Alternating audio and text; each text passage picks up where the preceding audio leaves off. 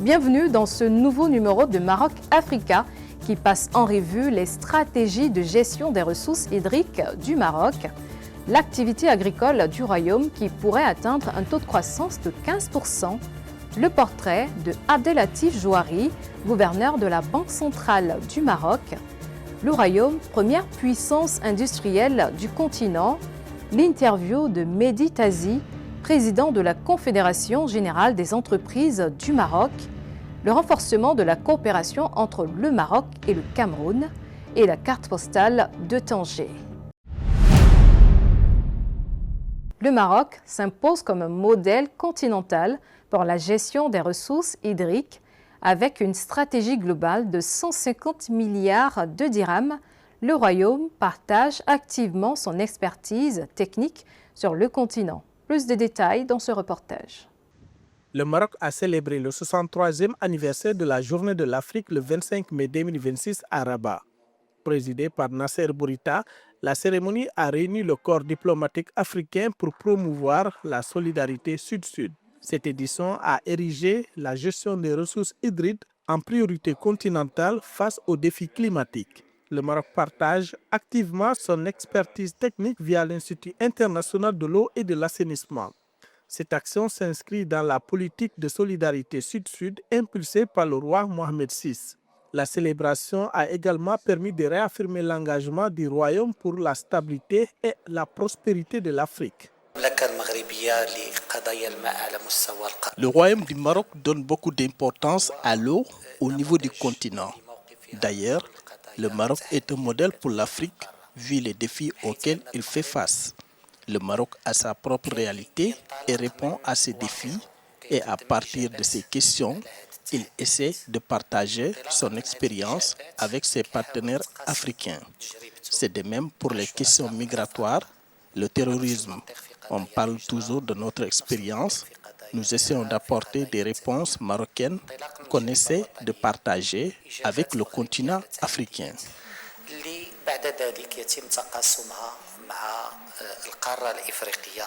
Au-delà de la question technique de l'eau, l'événement a servi de tribune pour réaffirmer l'engagement du Maroc en faveur de la stabilité et de l'unité. Mohamedou Issoufou, ambassadeur du Cameroun et doyen du corps diplomatique africain au Maroc, a rappelé l'importance de ce moment pour honorer les pères fondateurs tout en appelant à une intégration plus pragmatique face aux chocs économiques et aux conflits persistants. La célébration de la journée de l'Afrique est un moment de devoir pour honorer la mémoire des pères qui plombent les ressources pourtant consacrées au développement et les chocs économiques et financiers dus à des facteurs essentiellement exogènes. L'intégration africaine se construit progressivement, consacrée au développement et les chocs économiques et financiers dus à des facteurs essentiellement exogènes. L'intégration africaine se construit progressivement. Dû à des facteurs essentiellement exogènes, l'intégration africaine se construit progressivement. Fort de son expertise technique, le Maroc déploie le programme national d'approvisionnement en eau potable et d'irrigation, un programme d'investissement massif de 150 milliards de dirhams. S'appuyant sur un réseau de 156 grands barrages, le Royaume accélère également son recours au dessalement de l'eau de mer. L'ambition est d'atteindre une production dessalée d'1,7 milliard de mètres cubes d'ici 2030 pour garantir sa souveraineté hydrique.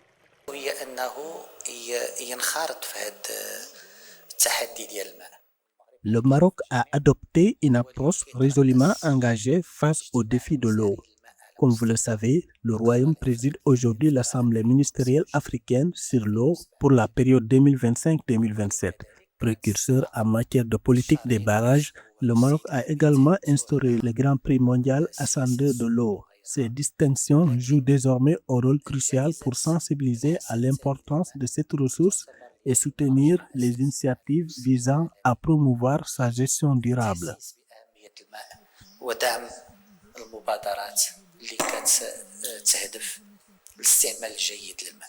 Aujourd'hui, le Maroc dispose de plus de 150 grands barrages et de plus de 300 petits barrages pour permettre aux agriculteurs de vaquer librement à leurs occupations et à la population d'accéder à l'eau potable pour la consommation humaine.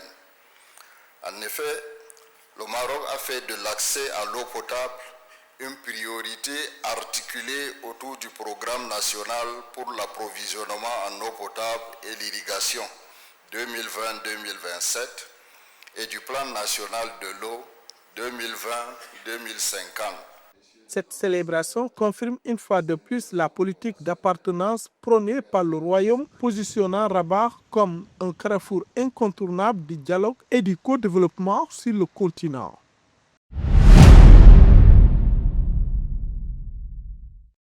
Le secteur agricole marocain pourrait connaître un net rebond à fin 2026.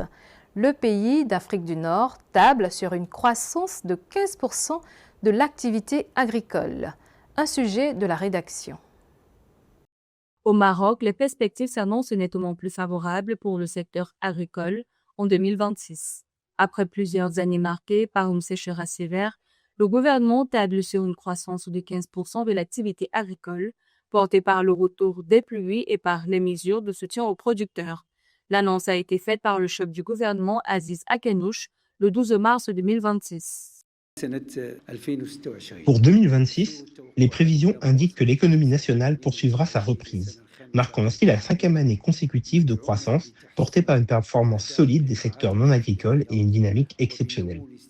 Le secteur agricole, quant à lui, devrait connaître un rebond record d'environ 15% cette année.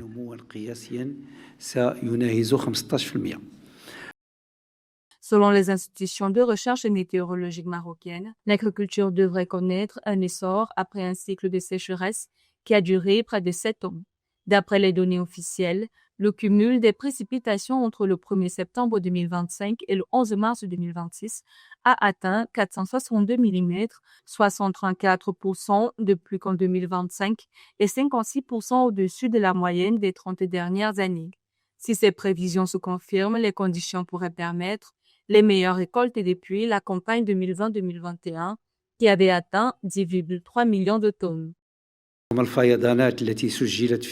Malgré les faillites enregistrées dans certaines régions du Nord et de l'Ouest et leur impact localisé, il ne fait aucun doute que les inondations ayant affecté certaines zones vont contribuer à renforcer la résilience des chaînes de production, qu'il s'agisse des céréales, des cultures de base ou de l'alimentation en général.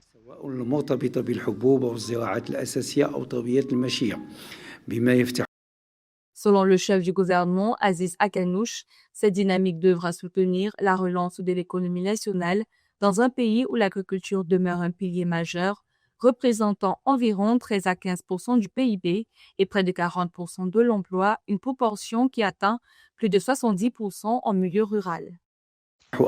Cela ouvre des perspectives pour renforcer la contribution du secteur agricole au développement économique et consolider son rôle clé en matière de sécurité alimentaire.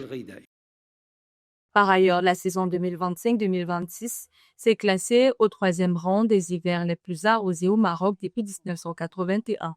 Ces précipitations abondantes ont radicalement inversé la tendance après des années de stress hydrique sévère qui avait vidé les barrages et asphyxié le monde rural.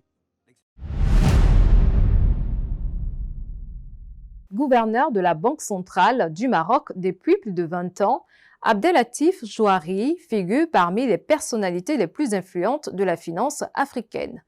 Avec des dépôts bancaires de plus de 1200 milliards de dirhams au premier semestre 2026, Banque Al Maghrib, sous la houlette de son gouverneur, participe au renforcement de la crédibilité financière du Maroc. Le portrait de Abdelatif Jouari dans ce reportage. Ancien ministre des Finances de 1981 à 1986, Abdelatif Jouari est l'une des figures majeures de la finance marocaine. Gouverneur de Banque Al Maghrib depuis 2003, il compte parmi les banquiers centraux les plus expérimentés d'Afrique. Sous son impulsion, la Banque centrale a renforcé son indépendance et modernisé la régulation du secteur bancaire au Maroc. Il a également accompagné la réforme progressive du régime du change du dirham. Avec plus de 60 ans de carrière, il a contribué à renforcer la crédibilité financière du Maroc sur la scène internationale. En ce qui concerne les finances publiques, les efforts de consolidation budgétaire se sont poursuivis, le déficit ayant reculé à 3,9% du produit intérieur brut grâce à la bonne performance des recettes fiscales ainsi qu'aux revenus importants générés par le mécanisme de financement innovant. Dans l'ensemble, les réserves officielles de change de Banque Al Maghrib se sont renforcées pour dépasser 375 milliards de dirhams, soit l'équivalent d'environ 5 mois et demi d'importation. ومبيعات الفوسفات ومشتقاته من جهة وتراجع الفاتورة الطاقية من جهة أخرى بالإضافة إلى تدفق مداخل الأسفار وتحويلات المغاربة المقيمين بالخارج. À 86 ans, Abdelatif Jouari incarne la continuité et la stabilité de la politique monétaire marocaine.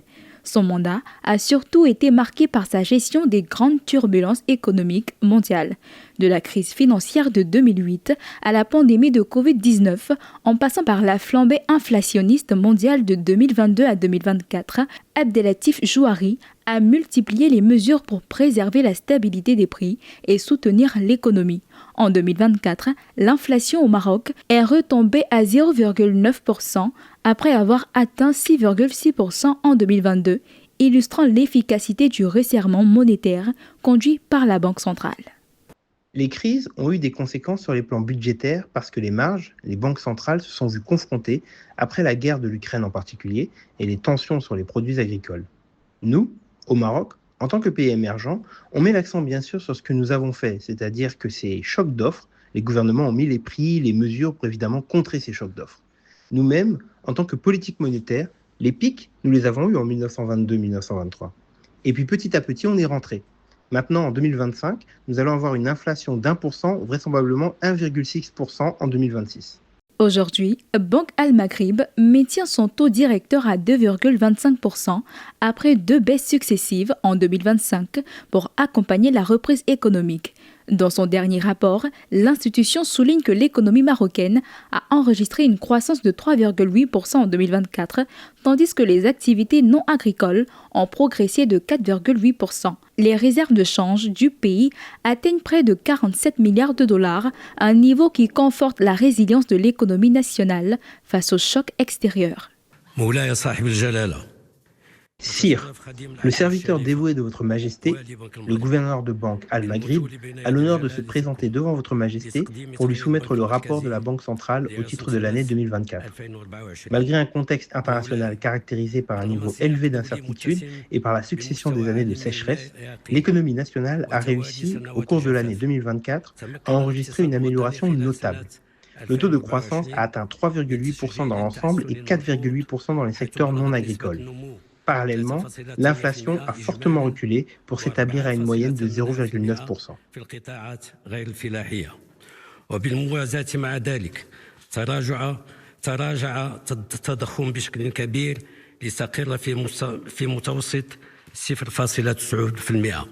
Figure respectée dans les milieux financiers internationaux, Abdelatif Jouari a été distingué à plusieurs reprises parmi les meilleurs gouverneurs de banques centrales au monde. Après près d'un quart de siècle à la tête de Banque Al Maghrib, son bilan est souvent associé à la stabilité monétaire du Maroc dans un contexte régional et mondial marqué par l'incertitude.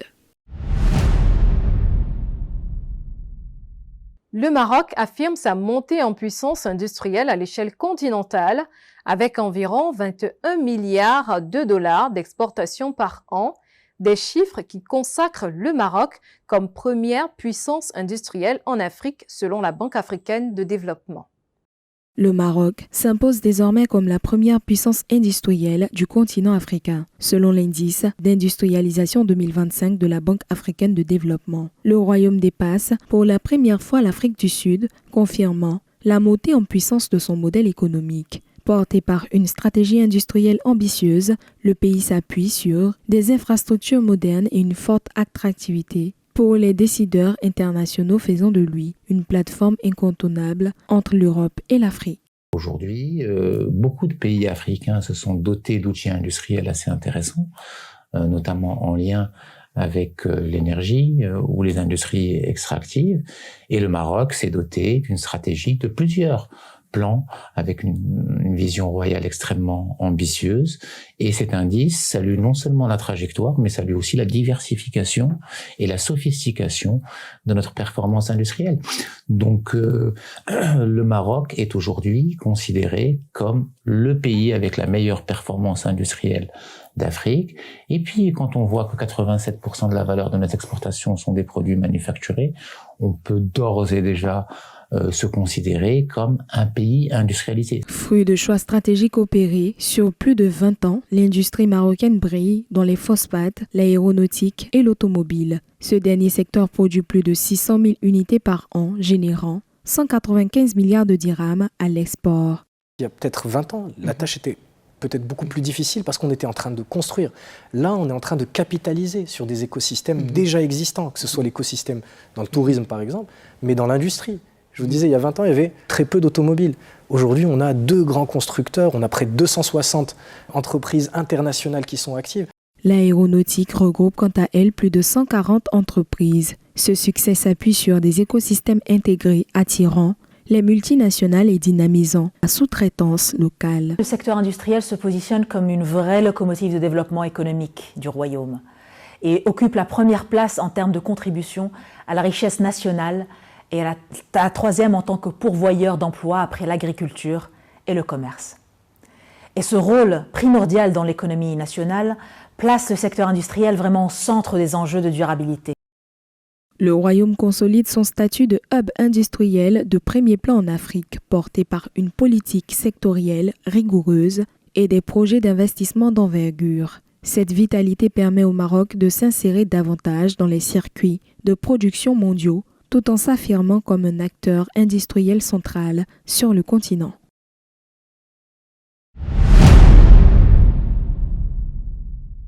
L'émergence d'un secteur privé dynamique et diversifié pourrait contribuer à la création d'emplois et à l'accélération du commerce intra-africain. Mehdi Tazi, président de la Confédération générale des entreprises du Maroc, aborde dans l'interview l'état des lieux du climat des affaires au Maroc et les perspectives de la CGEM. La Confédération générale œuvre pour un climat des affaires à l'acte d'entreprendre. Quel état des lieux faites-vous de l'économie marocaine? L'économie marocaine, sur les 20-25 dernières années, sous la conduite de Sa Majesté, s'est très largement développée, avec une vision très claire qui était un développement d'abord des infrastructures marocaines. Et quand vous faites un point de ce que sont nos infrastructures aujourd'hui par rapport à ce qu'elles étaient il y a 20 ans, nous avons à peu près 1800 km d'autoroutes. Nous avons 17 ports internationaux, aéroports internationaux. Nous avons des ports majeurs, Tanger Med, le port de Casablanca évidemment, le port de Nador qui démarre, le port de Dakhla qui a été lancé il y a quelques années. Nous avons une interconnectivité avec le nord, mais aussi avec le sud qui est extrêmement importante avec le développement de notre compagnie aérienne, avec en plus un plan de développement qui vient dans les années futures, qui a été annoncé et qui est extrêmement ambitieux. Et donc nous avons un doublement de la capacité énergétique du pays. Et donc l'ensemble de ces projets d'infrastructure ont permis de construire la base qui a permis à l'économie de se développer. Quel impact pourrait avoir l'accueil de la Coupe du Monde 2030 sur les entreprises marocaines? Après les succès de la Coupe du Monde masculine, de la Coupe du Monde féminine, d'avoir la Coupe du Monde en 2030 avec l'Espagne et le Portugal, c'est une grande fierté. Et ça va demander, maintenant que la nouvelle est passée, ça va demander beaucoup de contributions pour pouvoir accompagner pas la mise à niveau, mais le développement des infrastructures nécessaires à l'accueil de ces manifestations. Une grande partie est déjà disponible, mais il va falloir accompagner à la fois par la mise à niveau de certains stades, par la mise à niveau des infrastructures hôtelières, et puis il y a ce qui vient derrière, les routes, l'énergie. Dans l'énergie, il va falloir développer, augmenter la capacité énergétique pour pouvoir être en mesure d'accueillir l'ensemble des personnes qui viendront. Mais nous le voyons comme comme une opportunité et un accélérateur de développement. Et donc c'est une très bonne nouvelle pour le développement de nos infrastructures, de nos entreprises et de l'économie marocaine de façon générale. Comment les entreprises marocaines participent-elles à la croissance économique africaine et quelles sont les perspectives pour la CGM? Elles sont très bonnes. D'abord, il y a beaucoup d'entreprises marocaines qui ont fait le pas de se développer vers le sud depuis un certain nombre d'années maintenant. Et Sa Majesté le Roi a conduit à plusieurs reprises des délégations dans plusieurs pays africains, avec des délégations d'entreprises dans plusieurs pays africains sur les dernières années. Si vous prenez le secteur bancaire, on a 3 banques qui sont présentes dans 28 pays, si je ne me trompe. Dans les assurances, on en a eu, elles ont changé de capital, mais on a eu des entreprises dans l'assurance présentes dans 26 pays. Dans les télécoms, on est présent dans un certain nombre de pays, mais on a aussi des entreprises dans le BTP qui interviennent dans 8-10 pays, dans la pharma qui exporte beaucoup, dans l'agroalimentaire qui exporte et qui sont présentes, dans les mines. Donc il y a une forte mobilisation des entreprises marocaines pour aller vers les pays de notre continent. Les perspectives, on a des challenges, comme il y en a au Maroc, il y en a dans certains pays, et je pense qu'ils sont différents pays par pays. Il y a des challenges sur les infrastructures qui sont importants parce que c'est des freins au développement de certains secteurs. Par exemple, dans l'agriculture, on sait que l'Afrique a une grande partie des terres arables disponibles dans le monde.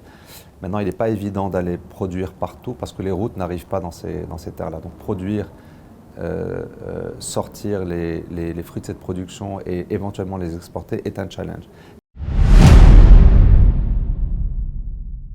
Le Maroc et le Cameroun veulent consolider leurs relations commerciales et renforcer l'intégration économique entre l'Afrique du Nord et l'Afrique centrale. À noter qu'en 2024, les exportations marocaines vers le Cameroun ont atteint 98 millions de dollars. Plus de détails dans ce reportage de la rédaction. Alors que leurs échanges commerciaux et leurs investissements continuent de se développer, le Cameroun et le Maroc ont renforcé leur coopération bilatérale lors d'une 3e session de la commission mixte, 14 ans après la dernière réunion de haut niveau, début l'établissement de leurs relations diplomatiques. En 1965, les 2 pays ont renforcé leur coopération dans les secteurs bancaires, des télécommunications, de l'agriculture, de l'assurance et des infrastructures. La session de 2012 à Yaoundé avait abouti à des accords sur le commerce, la formation professionnelle et le soutien aux PME. Les échanges économiques ont progressé de manière constante. Les exportations marocaines vers le Cameroun ont atteint environ 88,1 millions de dollars américains en 2024, tandis que les exportations camerounaises s'élevaient à environ 4,6 millions de dollars américains, selon les données de Comtrade, Organisation mondiale du commerce des Nations unies. Mais le Maroc a toujours été aussi un partenaire loyal, fiable, lorsqu'il s'agit de remplir ses engagements envers ses partenaires, et ça sera toujours le cas. Ce renouvellement de l'engagement témoigne également d'une volonté politique plus large de renforcer la coopération sud-sud et de promouvoir l'intégration régionale en Afrique. En d'autres termes, les autorités marocaines soulignent l'importance des partenariats avec les pays d'Afrique centrale dans le cadre de la stratégie continentale du Royaume.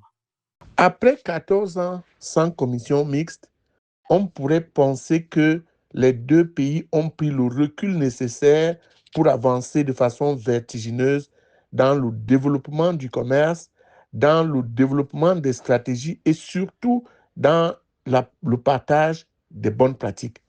Parce que le Maroc, étant avec le Cameroun signataire de l'accord de libre-échange continental, l'ASLECAF, les 2 pays peuvent donc augmenter leur compétitivité internationale tout en échangeant les biens et les services. D'autres thèmes, les autorités marocaines soulignent l'importance des partenariats avec les pays d'Afrique centrale dans le cadre de la stratégie continentale du Royaume. Le Maroc a renforcé sa présence économique au Cameroun, figurant parmi ses principaux fournisseurs africains en 2024 et représentant environ 0,9% des importations africaines du pays. Parallèlement, le Maroc a accru ses investissements dans les secteurs bancaires, de l'assurance et de l'immobilier, conformément à son ambition plus large en Afrique centrale. Les échanges commerciaux sont principalement alimentés par les engrais, les équipements électriques et les produits manufacturés, auxquels s'ajoutent les exportations camerounaises de bois, de cacao et de coton. Le Maroc étant un exemple d'investissement au Cameroun dans le secteur des services, il est donc nécessaire de continuer dans la lancée de la diversification des services bancaires, télécommunications et même de l'électricité pour stimuler le secteur agricole et sécuriser la zone de libre-échange continentale africaine. Donc, le Maroc et le Cameroun auront beaucoup à développer dans la transformation des produits, dans l'industrialisation et dans l'appropriation des stratégies de modernisation. Par ailleurs, le renforcement de la coopération entre le Cameroun et le Maroc dans le cadre de la zone de libre-échange continentale africaine, ZLECAf, pourrait attirer les investissements et consolider l'intégration régionale entre l'Afrique du Nord et l'Afrique centrale. Cette dynamique permettrait d'approfondir la coopération institutionnelle et de développer des partenariats stratégiques, notamment dans les secteurs de l'énergie, de l'agroalimentaire, du numérique et des infrastructures.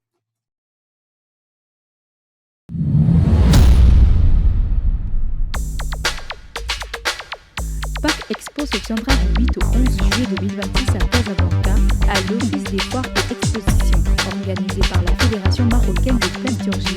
Ce salon international dédié au packaging, aux solutions d'emballage et à la logistique de proximité constitue un rendez-vous incontournable pour les professionnels du secteur. L'événement réunira fabricants, fournisseurs, logisticiens et décideurs autour des dernières innovations, des opportunités de partenariat B2B et des tendances du marché du conditionnement et de l'emballage dans la région MENA.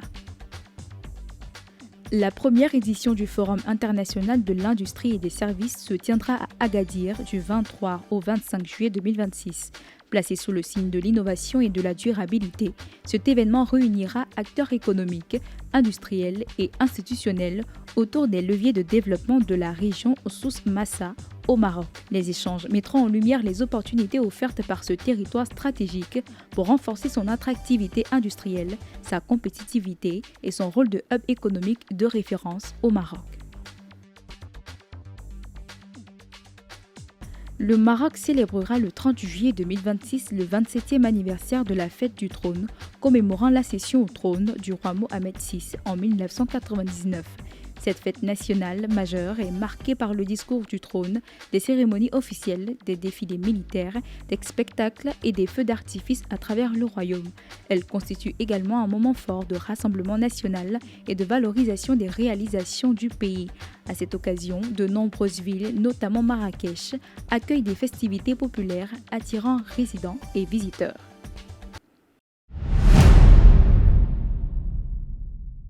Située à la croisée de la Méditerranée et de l'océan Atlantique, Tanger s'impose comme une ville stratégique au rayonnement international avec ses plus de 1 million d'habitants et la présence du complexe portuaire Tanger-Med. La carte postale de Tanger dans ce reportage de la rédaction. Tanger au Maroc est une ville stratégique d'Afrique du Nord, située au nord du pays, face à l'Espagne, entre la Méditerranée et l'Atlantique. Cette position en fait un important carrefour commercial. Avec une population dépassant 1,27 million d'habitants, la ville connaît une forte croissance grâce au développement industriel et portuaire.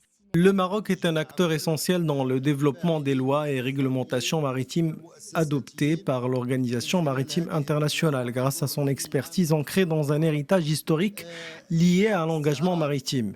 De plus, le port Tanger-Med, ici à Tanger, est le plus grand et le plus actif des ports de la Méditerranée.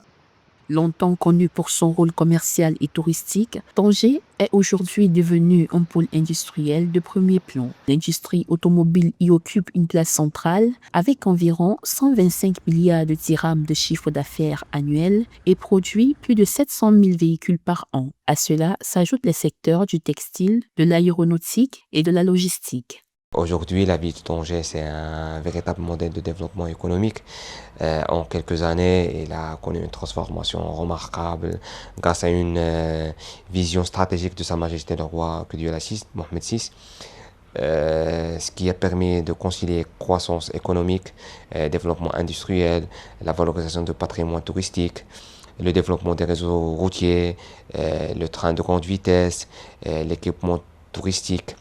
Tout ça, c'est qui permet la facilité de l'expérience des visiteurs. Le véritable cœur économique de la région est le complexe portuaire de Tanger Med, considéré comme le plus grand port d'Afrique et de la Méditerranée. En 2025, Tanger Med confirme son rôle de hub mondial du commerce maritime avec des résultats records, environ 11 millions de conteneurs traités et près de 161 millions de tonnes de marchandises. Le port a également permis le passage de près de 900 000 véhicules à l'import comme à l'export. De notre côté, Tanger maintenant s'est imposé comme l'un des principaux pôles industriels ici au Maroc, attire des investissements internationaux et aussi nationaux dans plusieurs secteurs, par exemple l'automobile, la logistique, l'énergie renouvelable.